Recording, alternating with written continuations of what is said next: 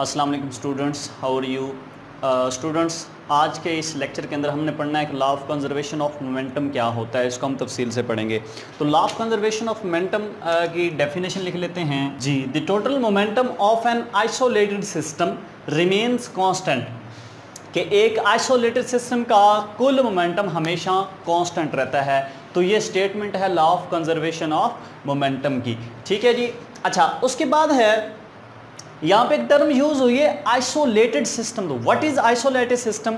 Isolated system क्या है? तो भाई आइसोलेटेड सिस्टम एक ऐसा सिस्टम है जिसके ऊपर कोई बैरूनी फोर्स नहीं लग रही होती, यानी कि जो सिस्टम आइसोलेट होता है, जिसके अंदर जो है वो कोई बैरूनी अमल दखल जो है वो ना हो, तो इस तरह के सिस्टम को हम जो है वो आइसोलेटेड सिस्टम बोलते हैं। जैसे बाहर जो है वो बारिश हो रही होती है, आप भाग के रूम के अंदर चले जाते हैं तो आप आइसोलेट हो जाते हैं। अब बारिश जो है वो रूम के ऊपर गिर रही होती है, लेकिन आपके ऊपर जो है वो फोर्स नहीं लगा रही होती, नहीं गिर रही होती, लिहाजा हम कहेंगे कि आप जो है वो आइसोलेशन में चले गए हैं, ठीक है। आपने अपने आप को आइसोलेट कर लिया है, ठीक है जी।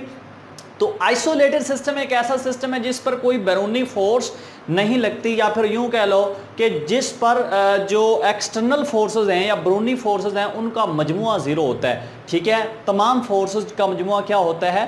ज़ीरो होता है। तो इस तरह के सिस्टम को हम क्या बोलते हैं? Isolated system. जिसकी डेफिनेशन आप लिख सकते हैं, ऐसा सिस्टम जिस पर कोई बैरूनी फोर्स अमल ना करे, या यूं कह लो कि ऐसा सिस्टम जिस पर कोई भी चीज़ एक्सटर्नल फोर्स ना लगाए, तो इस तरह के सिस्टम को हम क्या बोलते हैं? आइसोलेटेड सिस्टम बोलते हैं। डेफिनेशन करेंगे, the system on which no external agency can exert any force. यहाँ पे इसकी डेफिनेशन लिख लें। तो ये डेफिनेशन है, the system on which no external agency can exert any force is called isolated system.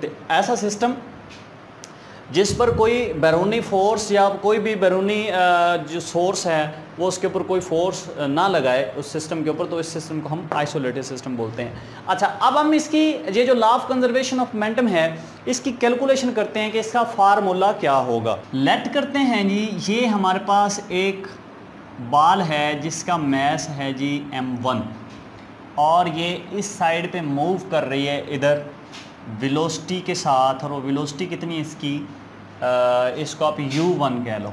Book वाले ने u1 कहा हुआ तो आप भी इसको u1 कह लो, ठीक है जी। और यहाँ पे वैसे वेलोसिटी को किसी भी चीज़ से आप जाहिर कर सकते हैं, ज़रूरी नहीं है कि वेलोसिटी को हम सिर्फ v से जाहिर करें, वेलोसिटी को हम u से भी जाहिर करते हैं, ठीक है जी। अच्छा, दूसरा मैस है जी हमारे पास m2, और वो मूव कर रहा है, वो भी इसी साइड पे मूव कर रहा है, लेकिन वेलोसिटी उसकी u2 है।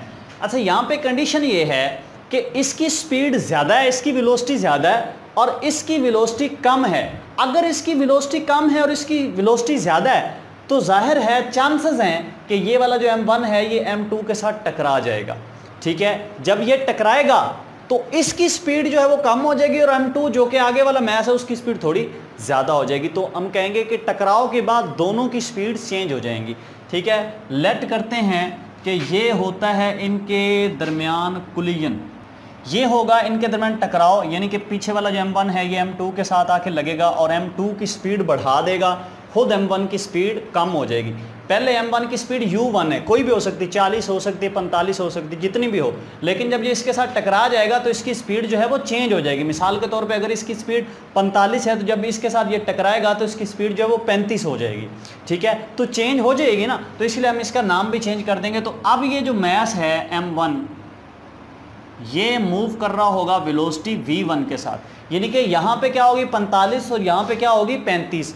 यहाँ पे हम इसको u1 नहीं लिखेंगे, अगर यहाँ पे u1 लिख दे तो इसका मतलब जितनी पहले थी वेलोसिटी उतनी बाद में होगी, तो ऐसा तो नहीं होगा ना, वेलोसिटी चेंज हो जाएगी। लिहाजा यहाँ पे u1 हमने लिखा और इधर हमें क्या लिखना पड़ेगा? v1 लिखना पड़ेगा, ठीक है जी। यहाँ पे अगर हम देखें तो m2 की वेलोसिटी पहले कम थी, लेट करते हैं इसकी वेलोसिटी थी 25, ठीक है। जब ये इसके साथ इसके जो है इसके साथ m1 आके टकराएगा तो m2 की स्पीड थोड़ी बढ़ जाएगी, तो 25 से लेट कर लेते हैं वो 30 हो जाएगी, ठीक है। यानी कि m2 की जो वेलोसिटी है वो भी चेंज हो जाएगी। यहाँ पे अगर 25 है तो इधर 30 हो जाएगी, ठीक है। इधर हमने u2 लिया है तो इधर हमें v2 लेना पड़ेगा। समझा रही बात की? इसको हम u2 नहीं लिख सकते क्योंकि पहले हमने u2 लिखा है ना, तो इसका मतलब ये हुआ कि इसके साथ जब m1 टकराएगा तो m2 की स्पीड चेंज हो जाएगी। इसलिए हम अगर u2 यहाँ पे लिख रहे हैं तो इसका मतलब तो यही हुआ ना कि इसकी और इसकी स्पीड सेम रहेगी, तो ऐसा तो होना नहीं है, इसकी स्पीड थोड़ी सी बढ़ जानी है, लिहाजा इसलिए हमने इसको चेंज कर दिया। यहाँ तक क्लियर है? ये शक्ल अगर आपको समझ आ गई है तो law of conservation of momentum भी तकरीबन आपको जो है उसकी समझ आ गई है। ठीक है जी। तो अब इसकी कैलकुलेशन कैसे करनी है पेपर के अंदर? सबसे पहले आपने कैलकुलेशन करनी है m1 की, फॉर m1।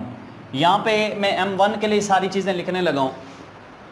m1 की जो इनिशियल m1 की जो वेलोसिटी है, बल्कि इससे पहले आप हेडिंग दे लें बिफोर कोलिजन, टकराव से पहले। अब हमने साबित क्या करना है कि ये जो टकराव हुआ है, ये जो कोलिजन हुआ है, कोलिजन से पहले का कुल मोमेंटम बराबर होगा कोलिजन के बाद के कुल मोमेंटम के।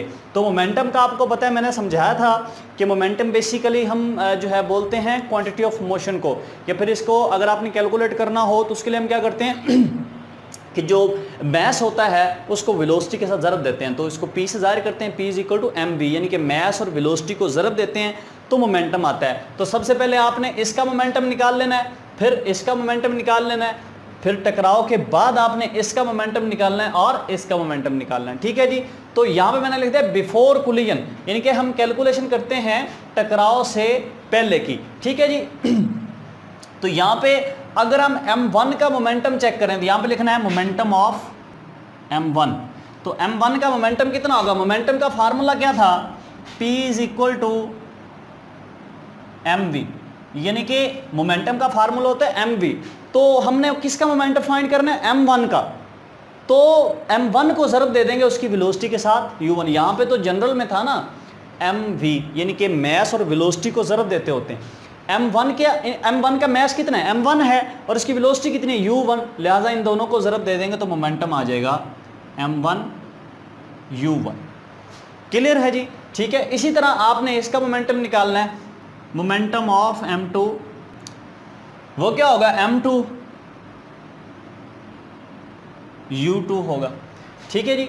अच्छा, अब आपने क्या काम करना है कि इसका कुल मोमेंटम ले लेना है। तो कुल मोमेंटम m1 का जो था वो m1 u1 था और m2 का m2 u2 है। ठीक है। हम क्या करेंगे? कुल मोमेंटम निकालने के लिए दोनों को हम जमा कर देंगे, टोटल मोमेंटम वो कितना होगा, इन दोनों को जमा कर देंगे, m1 u1 प्लस m2। ठीक है जी। ये हमारे पास जो है ये टोटल मोमेंटम आ गया कोलिजन से पहले। अब हम यहाँ पे लिखते हैं आफ्टर कोलिजन, यानी कि टकराव के बाद, उर्दू मीडियम वाले लिखेंगे टकराव के बाद, आफ्टर कोलिजन। अब यहाँ पे आफ्टर कोलिजन में हमने कैलकुलेशन करनी है। सबसे पहले मोमेंटम ऑफ m1, तो टकराव के बाद जो है वो इसका मोमेंटम कितना होगा? m1 v1, यानी कि मैस और वेलोसिटी को ज़रब देंगे, m1 v1। ठीक है। और m2 का कितना होगा? यहाँ पे लिखना है momentum of m2, m2 v2 होगा। ठीक है जी। तो टोटल मोमेंटम कैसे आएगा?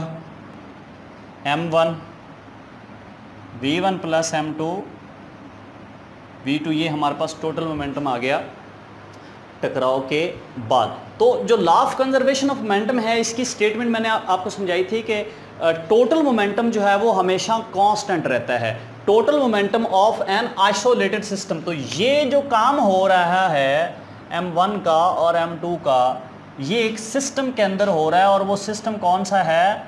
आइसोलेटेड। ठीक है जी। तो ये सारा काम किसके अंदर हो रहा है? आइसोलेटेड सिस्टम के अंदर। तो आइसोलेटेड सिस्टम का कुल मोमेंटम जो है वो हमेशा कांस्टेंट रहता है, यानी कि यूँ कह लो कि टकराव से पहले दोनों का मोमेंटम, इसका लेट कर लेते हैं कि 45 है और इसका 25 है। ठीक है। तो टोटल कितना हो गया? 45 और 25, ये हमारे पास हो जाएगा जी 70। ठीक है। और ये जो 70 होगा टोटल ओवरऑल, लेट कर लेते हैं कि ये 70 है, तो ये वाला जो मोमेंटम होगा इन दोनों का, इसको जमा करोगे तो भी आपका मोमेंटम जो है वो 70 होना चाहिए। यानी कि इसका मैंने कहा था ये अगर 45 है तो यहाँ पे 35 हो जाएगा, और ये 25 है तो यहाँ पे 35 हो जाएगा, तो 35 और 35 कितना हो गया 70। यानी कि टकराव से पहले का कुल मोमेंटम दोनों मैसेज का वो बराबर होता है टकराव के बाद के कुल मोमेंटम के।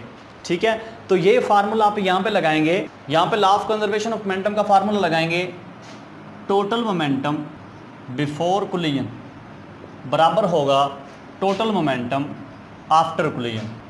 ठीक है जी, तो कोलिजन से पहले का टोटल मोमेंटम क्या था, ये वाला m1 u1 plus m2 u2, और कोलिजन के बाद का कुल मोमेंटम क्या था m1 v1 plus m2 v2। तो ये हमारे पास फार्मूला आ गया जी law of conservation of momentum का। तो आई होप कि आप लोगों को इसकी समझ आ गई होगी। अगर इसकी समझ नहीं आई तो इसके बारे में जो क्वेश्चन हैं वो आप जो है वो पूछ सकते हैं। ठीक है जी, तो आज के लेक्चर को यहीं पे ख़त्म करते हैं। अल्लाह हाफिज़।